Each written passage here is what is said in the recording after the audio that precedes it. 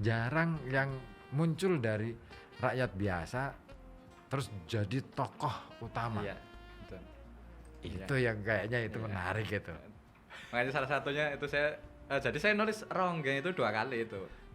Itu Ya kan enggak. sebuah cerita ya, memang tidak dipublis. Kita tidak, orang sebagai pejuang dia tidak dianggap sama sekali. Hampir sama sekali tidak ada cerita tentang dia. Betul. Nah, tetapi luar biasa dia sebenarnya. Saya menulis satu Ronggeng Lasmini, yang kedua Ronggeng itu dari Ronggeng Lebak Barang. Itu ada. Nah, saya menulis tentang Ronggeng 2 orang itu.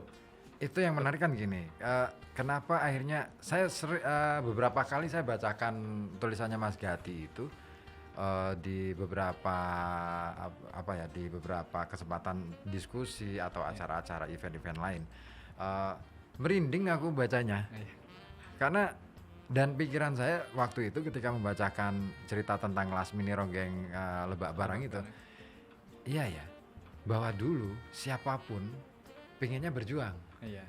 Nggak pandang bulu apakah dia itu tokoh atau orang yang ditokohkan, mau itu sesepuh atau dia kiai atau dia bahkan seorang Lasmini kan seorang Ronggeng yang pekerjaannya melayani laki-laki. Iya, betul. Gitu kan. Iya. Tapi kenapa nama Lasmini nggak muncul dalam daftar nama? Itu yang aku kadang ada dalam dikatakan seorang pejuang, dia luar biasa. Iya, luar biasa. Dia mengorbankan dirinya, dia mengorbankan total tubuhnya pun dikorbankan. Iya. Bukan hanya nyawa. Dan itu banyak cerita yang seperti itu yang ingin saya temukan sebenarnya. Nah, itu sama. yang saya temukan. Sama, saya pingin banget itu. Ada pahlawan-pahlawan yang bukan dari kelompok-kelompok yang katakanlah bersih lah. Iya.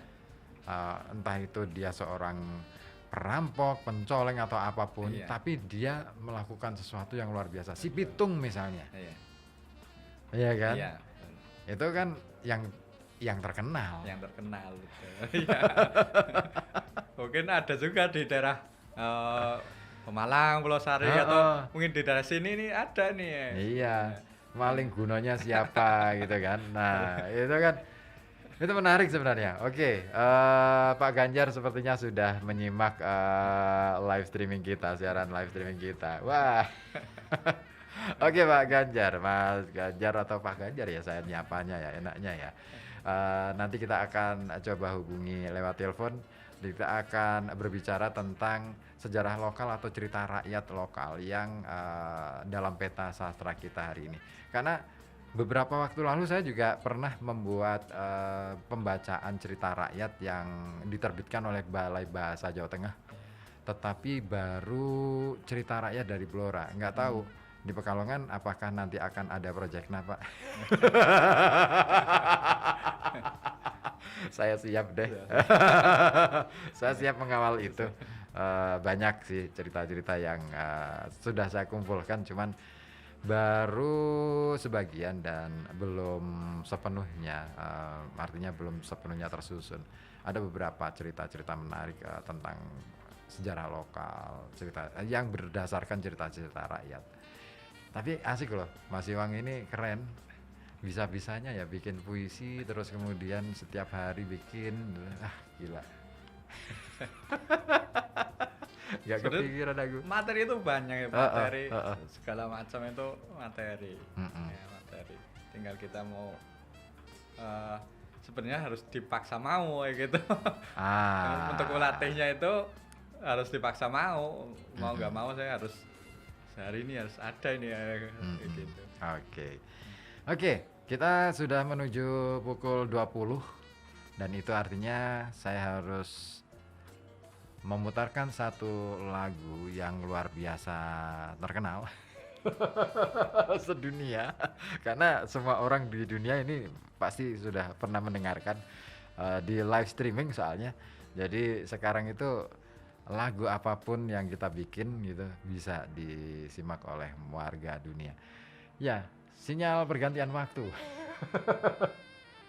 Oke, Ozzy nanti siapin telepon ya Zi ya. Saya kirim nomornya ke kamu ke ruang gatekeeper. Baik. Anda yang mau bergabung silakan di 424474 ataupun di 0855429112. Punya puisi? Punya cerpen? Atau punya esai? Atau juga kamu punya rekaman pembacaan puisi kamu? Pembacaan cerpen kamu? Atau rekaman musikalisasi puisi kamu? Kirimkan saja karya-karya kamu ke Koja Sastra. Alamatkan ke email kojasastra@gmail.com. Pastikan karya kamu diapresiasi dan diulas secara mendalam di Koja Sastra.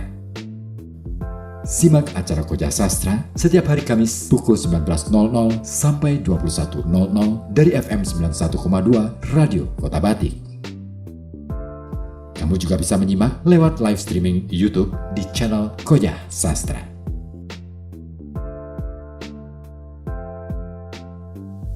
Dengan ilmu pengetahuan, kita bangun peradaban. Dengan teknologi, kita bangun kemajuan. Dan dengan sastra, kita bangun kehalusan budi dalam berkebudayaan.